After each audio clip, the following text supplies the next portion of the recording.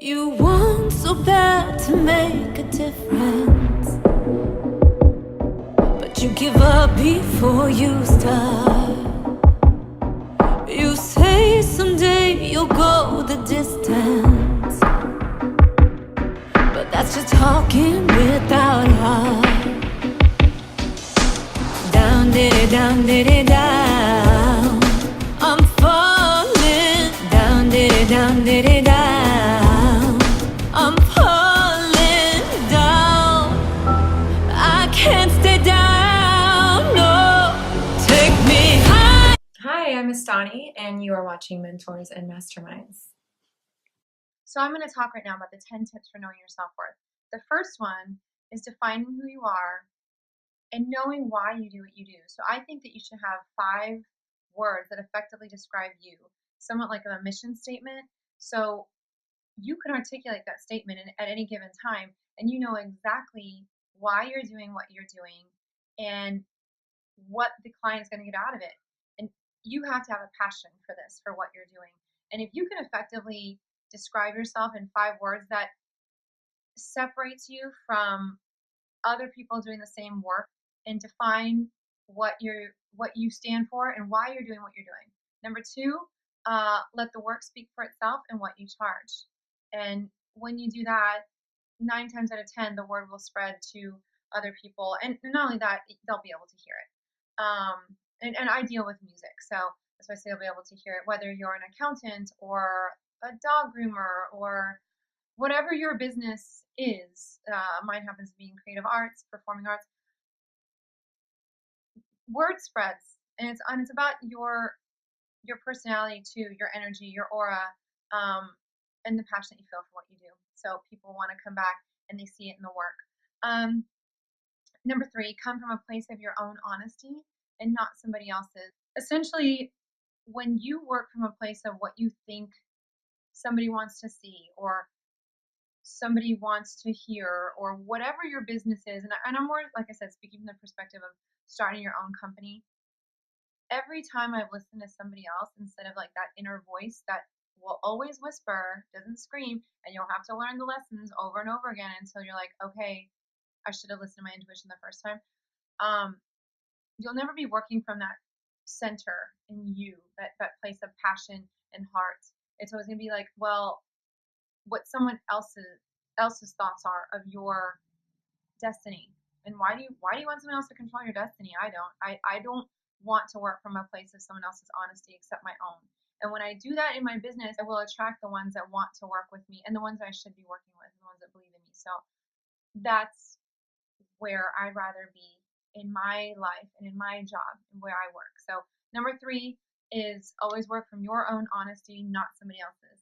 Number 4, embrace your fears and always move past them. Don't let the what ifs compromise your earning potential. So there's always going to be snags. There's always going to be things that come up that you didn't expect, hurdles, obstacles, whatever that may be. But if you allow, this is similar to number 3, if you allow the what ifs to dictate you jumping over that and just like, no, you know what, I'm just going to go back and start where I was, where it's safe, you'll never be able to grow.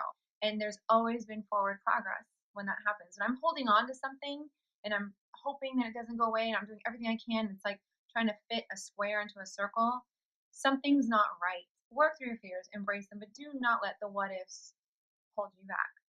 Move forward with that intuition that is very quiet, but it's there and you know what's best for you. Okay, number 5, always give 110% regardless of the rate you charge. So I've been talking about prices and knowing your worth and commanding respect for what you do in your business. But if you've settled an agreement, work based on your word. Do not work based on the money. There are those labors of love, and always give 110%.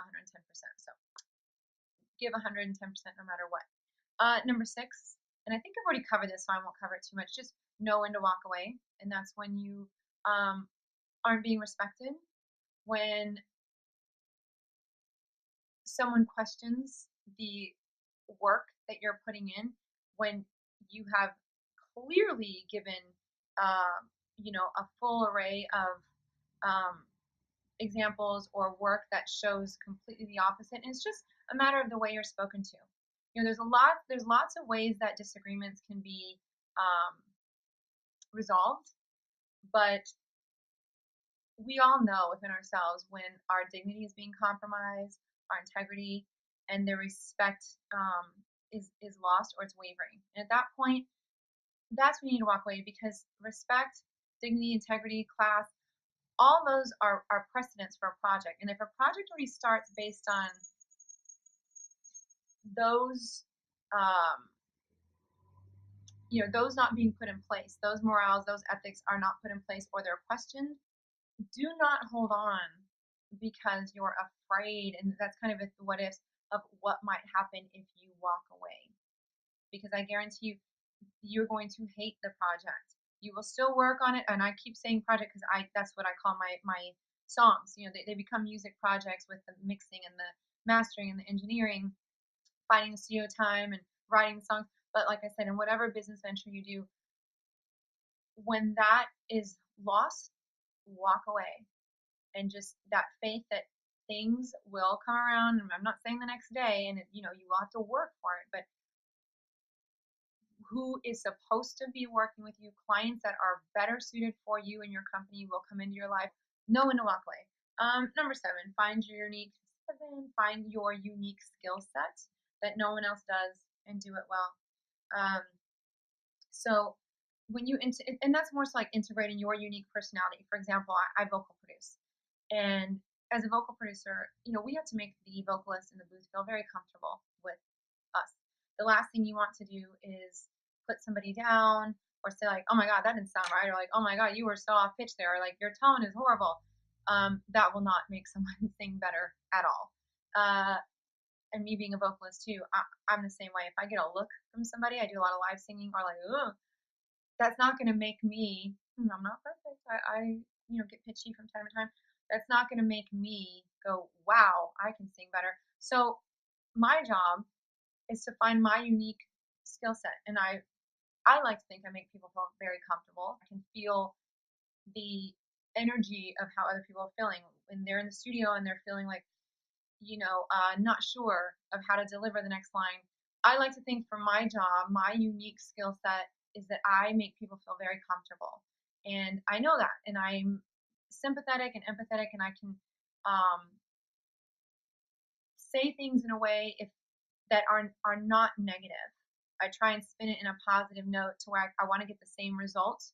If there is a pitchiness, let's say, for example, I can say sing on pitch without saying sing on pitch. I can find a million other different words because I've been there and I know what it's like when somebody is just not very thoughtful and just says the first thing that comes to their mind, and it makes you feel horrible about yourself.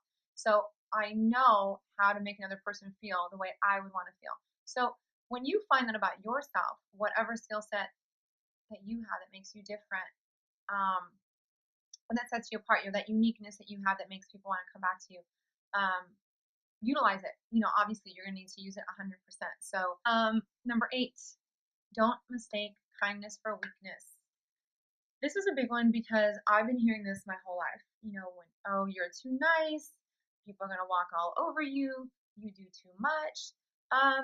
And the one thing that I truly believe is that it's much, much more difficult to be a nice person than it is to be a freaking jerk. Yes, you have to have business savvy before I go into like being kind. But you also have to know when to let your walls bend a little, I feel. And you have to have an equal part, I guess is what I'm saying. And I know a lot of people who are more jerk than kind. You lose the heart, I think, in it again. That's what I feel. You can love your job when it's, and even the people that are always searching for that monetary, it's all about money, money, money, money first. It just gets tiring. I don't ever mistake kindness for weakness because it's very hard to be a kind person. It's not that hard uh, to be a jerk. Yeah. So just because someone's being kind, know that they also have a backbone and they can pull that curtain on you pretty quickly. So you don't take advantage of that. You actually should be, clients should always see that and take note of it, because it's not something, it's very rare nowadays. So, and number 9, choose wisely with whom you share your energy. I've learned this the hard way too.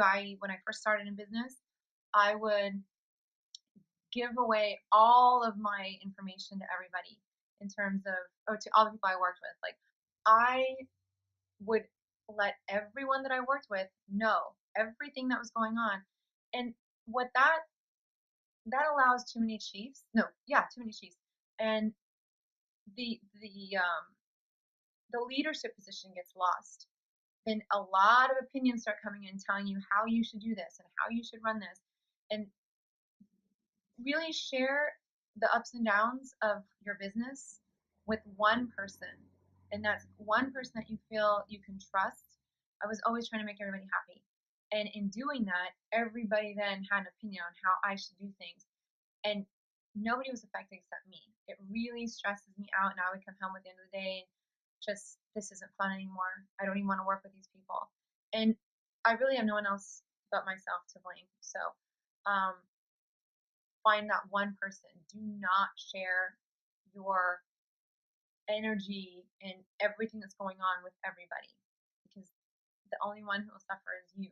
So choose wisely with whom you share your energy. And number 10, you cannot consistently act in a manner that is inconsistent with the way you see yourself. You just can't do it. You have to be an authentically genuine person. You're giving the best of yourself in everything you do. That's all you can do. But if inside something is not in sync, whether you're not giving what you say you're really going to and you know it, or you're giving more than what you should be, those things will catch up with you. It'll eat you up inside, and eventually the exterior will crumble. So either one, you have to act in a manner that you see yourself.